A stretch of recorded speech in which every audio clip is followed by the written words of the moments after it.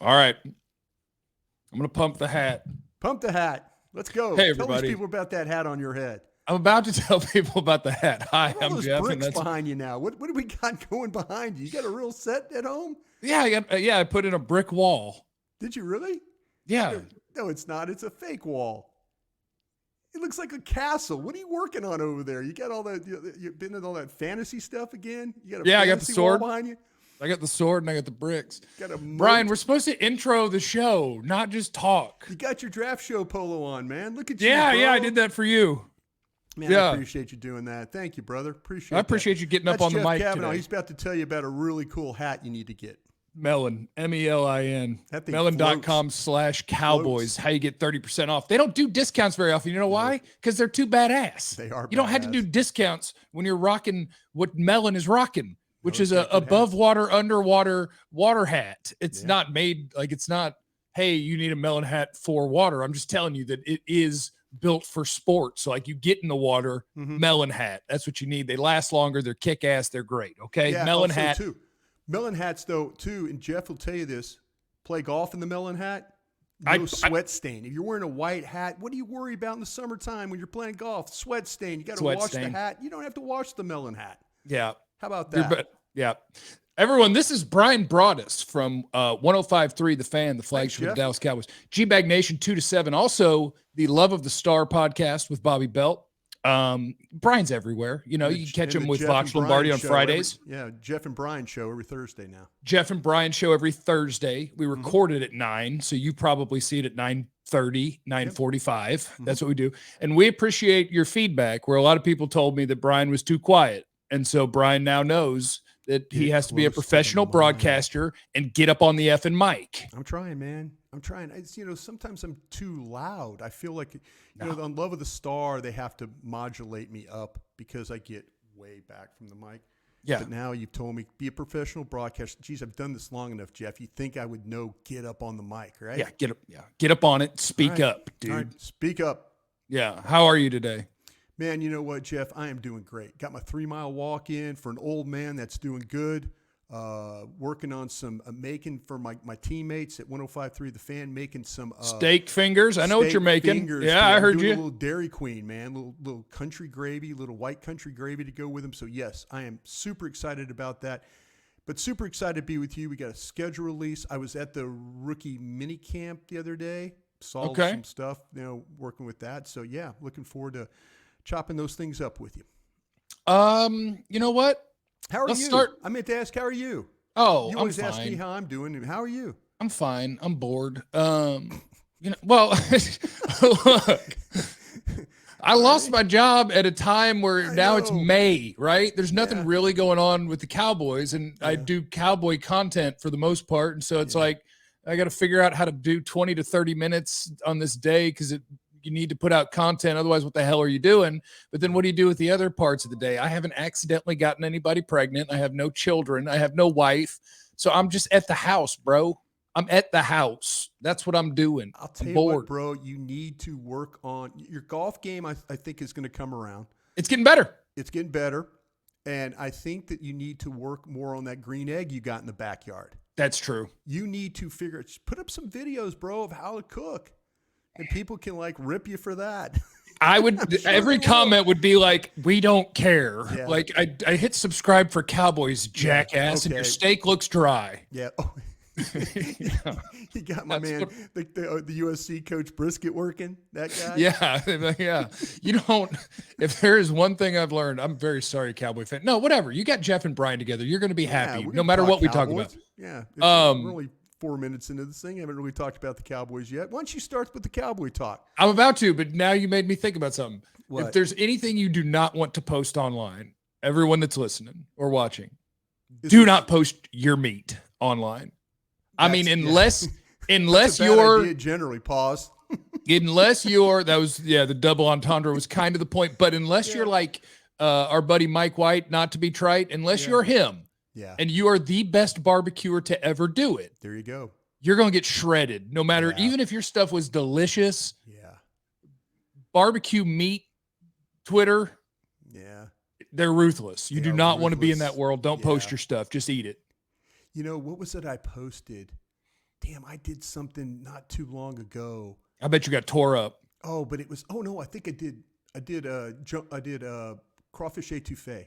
Okay. And I posted a picture and somebody's like, oh, it's the wrong damn color. It needs to be more orange. I'm like, well, wait a minute. My phone's not really, it's orange. Trust me. I made it orange. It's not, oh, it looks too brown. What are you doing? You didn't do, I'm just like, fine. People are not happy, but we're here to make them happy. You and I are going to try and make them happy. See, you keep making me think of other things to talk about other than the Cowboys, and we need to move on. But I did. Last time I did a crawfish boil, they were perfect. They were perfect. Bro, you've gotten this crawfish. I miss doing the boils. We need to get one in before the season's out. Crawfish. What are you doing Saturday? Saturday? Oh, got a Ranger game I got to go to. What a jerk. Oh, what a jerk. What time you put them on the table? What time's the game? Oh, I think, are we a 7:00 game on Saturday night? Oh, we can put them on the table at 1:30. Oh, I know. I might have to stop by and try. But no, you and David Collins, those guys, you guys, Hellman, man, you guys got so good at making these crawfish. I'm happy for you, man. You guys learned, you paid attention. You weren't always just pounding alcohol the whole time while we were doing the crawfish. You were paying attention. Cowboys, for crying out loud. By the way, Jeff, if you ever go to Jeff's crawfish boil, he's always got talent. He's got a bunch of first-round picks that show up in these crawfish boils, by the way, just to let you know. If you ever get invited. I think it's a hot dog, too. Right, I put audio things into my Roadcaster, and that's my favorite one to play. Now this is a hot dog bun. I think it's a hot dog, too. Oh, that's from the high school game. Yes, I went and found it. I had to go scour. That's a famous video right there. That's a good video. But Jeff's not only good crawfish, good food, but a lot of talent walking around. Cowboys schedule release happened. Everybody's schedule release happened. Yeah. Isn't it wild how the NFL makes itself relevant like all year long? We already knew everyone they were going to play. We already knew who was going to be a home game, who was going to be an away game. And yet it is a giant content machine when they're like, yeah, but in this order that you didn't know. And now we know the order. And that's a big deal. Yep. I'll tell you what, the league has figured out the only month you can go through OTAs, mini camps. You get that through the middle of June. And then after like June 15th till July 25th, there's nothing going on. Everybody takes time off and they recharge batteries and now they go full. But the league has totally figured it out. And I'll tell you what, the fun thing for me yesterday was trying to do radio and then figure out the schedule. Yeah, because I'm sure you were able to figure out beforehand, weren't you? I actually had it an hour before. I had completely figured it out an hour before the release at 6 o'clock. Yes, and that's just from talking to guys and gals around the league. Like I was just to give you an example. Brianna Dix works for the Tampa Bay Buccaneers. Yeah, and I looked at Brianna, I called her up. I said, "Hey, Bri, I'm here in Tampa, week 16." She goes, "Yep." I'm like, "All right, thanks, appreciate you. All right, then call another team." And I had it.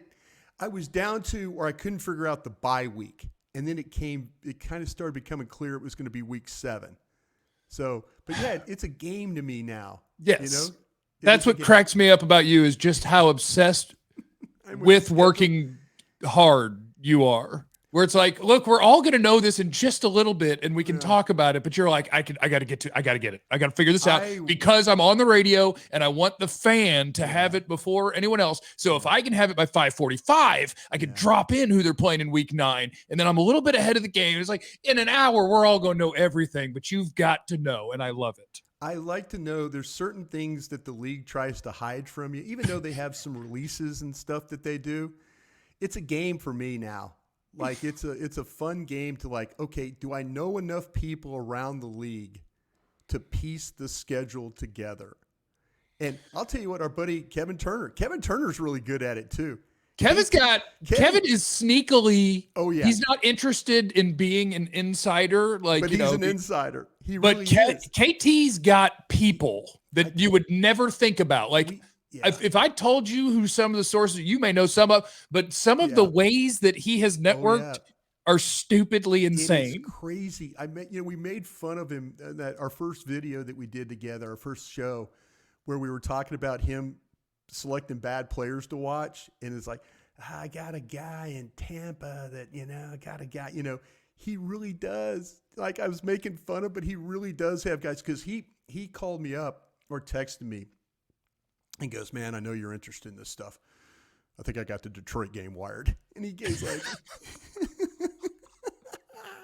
so KT and I were going back and forth on trying to figure. I go, well, this is what I know about week 11. He goes, yeah, I think you're right about this one. We got to figure out this bye. Oh, it makes sense now. Week 7, yeah, it makes sense. So, KT, he's like me. He's a little nuts when it comes to trying to, like, okay, you want to hide something from me and you don't want it to get out. KT's like me, of like, let's try and figure this damn thing out. Yeah, I want to take a nap and see what y'all figured out when it's time. That's what I'm going to do. We'll let you know. I will say that, so from the schedule release, there were a couple of things that I looked at that I found interesting. Like, a lot of it was stuff that we already knew. And it's just that I actually think the Cowboys, like, you have the first place schedule because you won the division, right, and the Eagles do not. Mm-hmm. I think the Cowboys have an easier schedule than the Eagles. And that was before who cares what the order is? I didn't really care what the order is, but just because of how you got your home and away games, like one of the Eagles' home games is not in the country. The Cowboys AFC against North a quality games, opponent too. If you think about that, the Packers, who just blasted you in the playoffs. Yeah. They're only going to get better up there, I believe. And when you look at, like, okay, so the AFC North games, the Cowboys host Cincinnati and Baltimore. Ooh. And Cincinnati, after a long break, they go to Pittsburgh and Cleveland. That's the way you would pick to do that division. Right. You host Tampa and New Orleans in the NFC South and go to Atlanta and Carolina. That's the way you would pick to do that division. Like, they got as good as you can get for a first place schedule. As far as who is at home and who is, you get Detroit and Houston at home. Like, okay, you have to play San Francisco on the road, whatever, chalk up the loss. But a lot of these good teams, you get them at home. Yeah. Did you, when you looked at the schedule that you're right about, man, that was a very good way of describing it. And besides that, you get the extra game, because of the schedule. 9 home. You get the 9 home. And the 9th game would be the Houston Texans. Yep. So, and Houston is a team that really, I don't think anybody really wants to play them, but who knows? I mean, we can all play the game. Win, loss, win, loss. We could play that game. I did it yesterday, and I got to 12 wins, and I felt weird about it because I've been predicting all off season, like, they won't be as good as they were last year. Then I go game by game, and I'm like, well, they're going to win 12. Give me your 12 wins. If you don't mind going through, and I'll play the game with you a little bit too, if that's something you want to talk about. Oh, I can rip it. Yeah, we can rip it real quick. Okay. So, like, the way that I kind of do when I do this is I'm not trying to be exact. I'm trying to go kind of on a system here. And my system is, if I think that it is a really good, competitive, close game, if I pick them to win this one, then the next time it's the same sort of deal, I give them a loss. Yeah. And I go that way. So I actually do think Cleveland's going to be really fun because you're going to find out real quick what your new starting center and your new left tackle got, because Cleveland don't F around on the defensive line. Nope, they don't. But and they've got a good, in their offensive line is pretty good too. They've got a good running game, because you're going to figure out your run defense probably really quick. They won't have Chubb. Yeah, you have the better quarterback though. Right. You do have the better quarterback going in this one. And you know what? This is where I'm kind of excited, because week 1 games, now you know who the opponent is.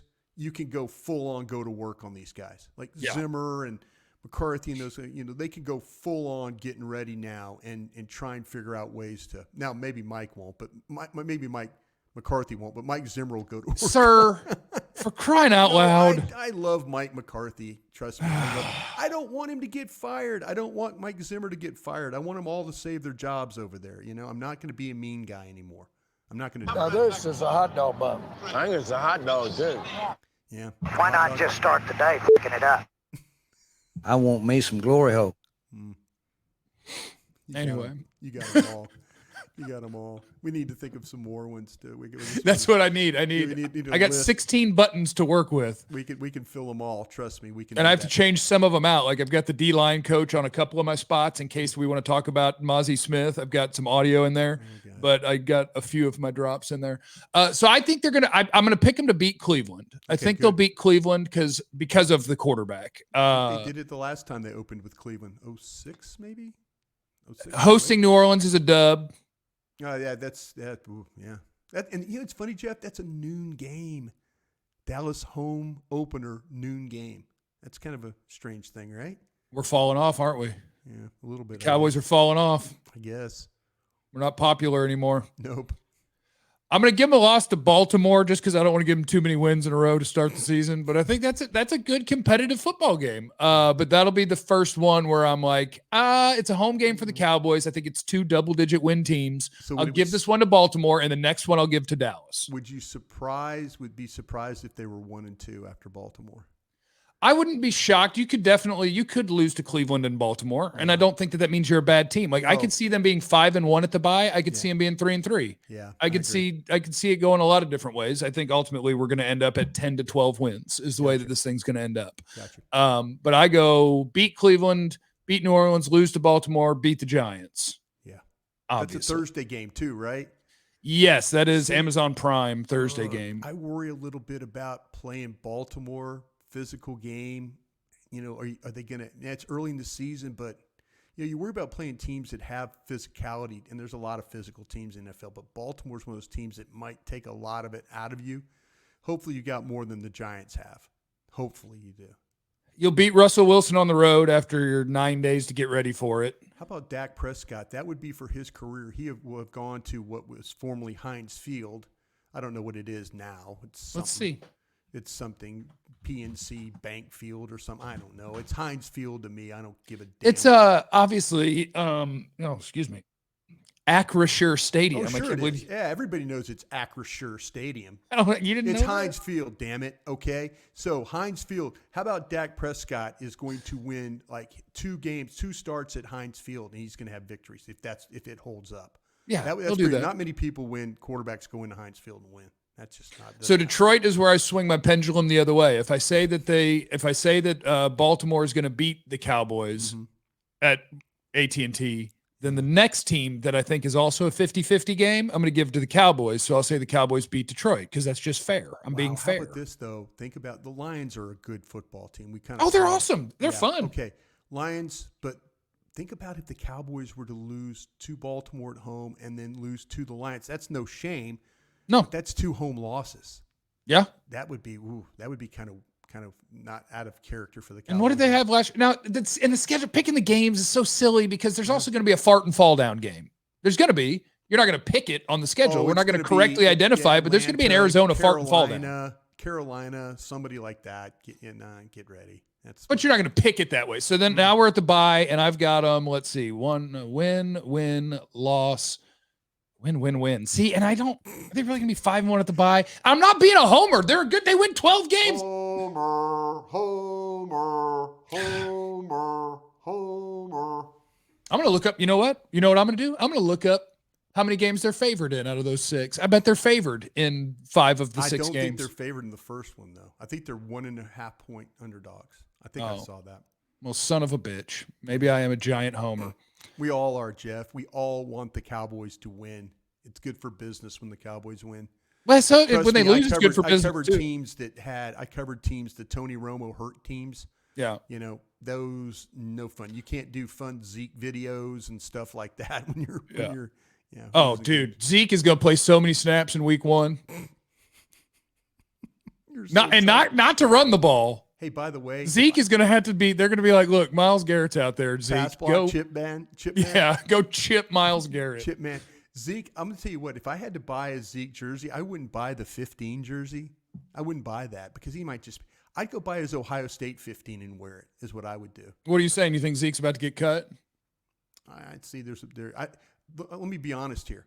Running back by committee, wide receiver by committee did not work. Okay.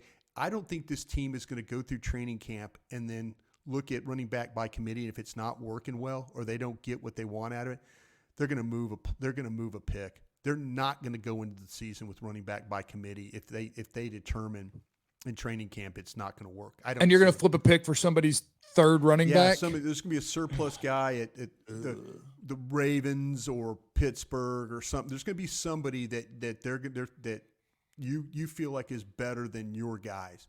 They love their guys, though, but that's what they always do. They always love their guys. But I don't think that they're going into the season and wait till week 5 and determine that running back by committee was the wrong approach. Brian, at San Francisco, win or loss? Man, Dak has got to get over the hump at that place. But you know what? They took Ricky Pearsall. They took one of my favorite players in the draft. So it's probably a loss. They can't. Something about San Francisco. They just can't get it done. At Atlanta. That's a better team. How about this? Atlanta wasted a top 10 defense last year. My man just can't say win or loss, can you? You just can't. You just don't have it in you. You just can't say win or loss, can you? Oh no, I'm trying to analyze it a little bit. Okay, go ahead. Because Arthur Smith, he effed it up. They had a top 10. When has Atlanta ever had a top 10 defense? Not since like the Grits Blitz in the 80s. Have they had now they're going to run a 2-quarterback system. Did you like Penix? Yeah, I like Penix. Yeah. Okay. That was real convincing. Yeah, I like Penix. I like Caleb. Cousins or Penix? You like Cousins better? Brian, I hate quarterbacks. I know you do. I hate quarterbacks. They're impossible. You know who I like? I like Caleb Williams. You don't hate your flag football quarterback, you jerk. I do now. I hate everybody that plays flag football now because their bodies aren't broken. They broke you down real fast. Yeah. Okay. Win against Atlanta. Boy, that's gonna be tough though. Hosting Philadelphia. Home game win against Philly. Hosting Houston. L. At Washington. Win. Hosting New York Giants. Win. Hosting Cincinnati after a long layoff. Win. At Carolina. There's your fiddle round and fart. Are you going to try to predict the fart and fall down there? That's it. They're going to go. They're going to be on such a ride, and all of a sudden they're going to go to Carolina, and Carolina's going to do something Carolina will kick a late field goal to win that one. Hosting Tampa. Tampa. Yep. Win. At Philly. Loss. To lose the division, probably. And then Washington is the last game. So, whatever, dude. You go through this thing, and I promise you, unless you are just a hater and you're mad at the Cowboys, they're winning double-digit. You hate quarterbacks and you hate the Cowboys. I'm just saying, even if you were a hater, well, no, if you're a hater, you can pick them to go. Cowboys, you really don't. You can pick them to go 7-10 if you're a huge hater. But I think realistically, they're winning double-digit games. That's what they're going to do. You know what? Yeah. Man, you would think that they would, but they need Sam Williams, Jalen Tolbert. They need these guys to play better. Clark, play better. They're going to need some guys to step up and play. They're going to need some of these rookies. They're going to need this left tackle. That O-line, yeah, that'll be the wild card. The left tackle could be the one that probably has – I don't have as much questions about Beebe playing as I do the left tackle. Do you think that Beebe – this is good. We can transition into rookie minicamp talk. Show about Beebe, get on the get on the hype train. I love Beebe. Yeah. I love Beebe. I think Guyton and Beebe were like the opposites of how the NFL draft works. Yeah.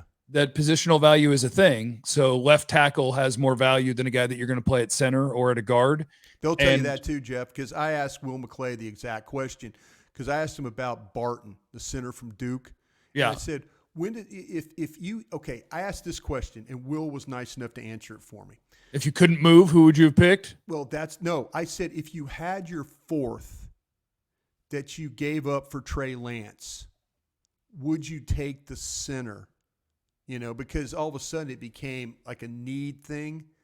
Right. So I was thinking, okay, if you had your fourth, and because if you don't have your fourth, maybe there's the trade back because you're trying to pick up, so at that point you're trying to get back to. Yeah. So I'm thinking if you had your fourth, would you have stood there and picked Barton? And he goes, I'm not playing that game with you, Brian, but on our thought, the tackle is more valuable than the center. Yeah. And I wanted to fist fight him then because, man, they didn't have a center, you know. You had a legitimate tackle, and, you know, Tyron Smith, you do, you know, but their organization believes that the tackle was more important than the center. Yeah, and I believe that. And I do yes, too. You just so said here's it, so I know you here's believe it. here's a YouTuber telling a guy who ran an NFL draft how to do the draft. Me? Yeah, me. I'm But the I YouTuber know, that's going to man, tell no, you. don't. I've been in. I've done this media stuff now longer than I was a scout. Come on, man. It worked. And now who knows how it works out if you didn't end up also getting a center prospect that we all feel really good about in Cooper Beebe, then maybe we feel differently. But I think the fact that the trade down netted you the potential left tackle with really good traits at the more valuable position, and the extra pick got you the center prospect whose traits aren't as great, but his tape is kick ass. Like, it's a win all the way around. Yeah, the thing about it is where I'm going to look at what they've done is with that. We'll see what happens with Nealon. We'll see what happens with him. Because I was thinking if you somehow grab the tackle, the center, and the running back, right? We'll see what happens. That I thought pick 73 was going to be key. I think pick 87 is the one that I'm now focusing on, because I thought whatever you get for the trade back, and that was Beebe, great. Yeah. That USC running back's going to be a player. I hope that Notre Dame linebacker's a player. That's exactly what I was thinking. I'm watching him during the rookie minicamp, and I'm like, okay, off-ball linebackers moving around all right. Okay, I've seen him make tackles. I've seen him go sideline to sideline. I'm looking forward to seeing him in pads. And I just kept thinking to myself, that could have been my running back. And I know people freak out about where running backs get drafted. I get. We're talking about the third round. To an old guy like me, I think the running backs are important. I really do. Try and play without one and see how far you get. But when every time that I watch Liufau, I'm thinking, oh, that's Lloyd. That's my Tennessee guy. I'm just, it's kind of that. I was so focused on pick 73, and it worked out. And now I'm thinking, man, hammer this back at 87. Let's go. And then they went, and I went, ooh, okay. You know more than me. I'm just doing draft coverage here on the radio. Don't mind me, kind of guy. It's one of my favorite things to do. If they pick somebody you didn't want them to pick, or if they left somebody on the board that you like, it's like, but keep in mind, they know better than I do. Like, how difficult, Jeff, was it those times where, like, we would be doing the draft, and like one of our guys would be there, and they pick somebody else, and you're going, well, listen, I understand why, and deep down inside, you are MFing them, and you're just, and you watch those players. I mean, we haven't always been right, but there's been a lot of times where I know people have circled back. I can't admit, I don't watch every single NFL game. I mean, there's a lot of people that play the fantasy football, so they see the whole, I'm so focused on what Dallas is doing and who they're playing and all that. And they're like, hey, you and Jeff really like that guy. And I'm like, yeah, we did. And they could have picked him, but they didn't pick him, So not always right, but not always wrong either. Was there, do you think, you can take it wherever you want because rookie minicamp things, but I do wonder, like Cooper Beebe, do you have the sense that he starts week 1? Man, they love Hoffman. God, they love Hoffman. And you know what? It reminds me so much of how much, that doesn't make sense the way I just said it, that Joe Philbin loved Terrence Steele. What are you guys talking about? He's a good player. He's got good feet, hard worker, first in, last out, weight room guy, asks a lot of questions. What's not to like about this kid? I don't know. The fact that every time I watch him play, it looks like he's giving up a pressure. Yeah. What's not to like about him, right? Yeah, that part. And then next thing you know, the kid's playing at a pretty high level. I mean, he's playing a high level until he got hurt. And then all of a sudden it was oh, geez, he doesn't look as good. Yeah. But maybe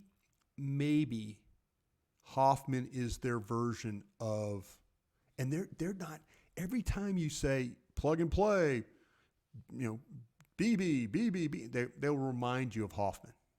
They don't even, they won't even talk about Tyler Smith or those guys. When they talk about Hoffman like he's freaking Mike Webster of the Super Bowl Pittsburgh Steelers playing center, or Travis Frederick of the Cowboys.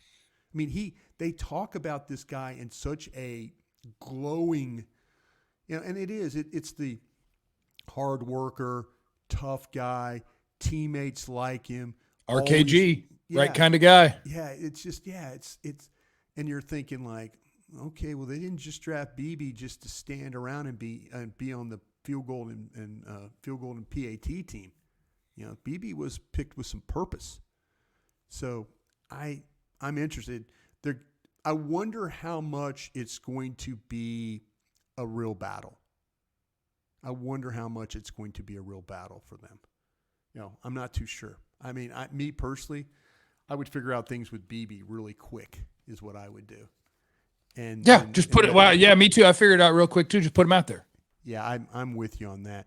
I'll tell you one that's interesting to me. Man, they got these two safeties that they signed, these rookies. This Julius Wood.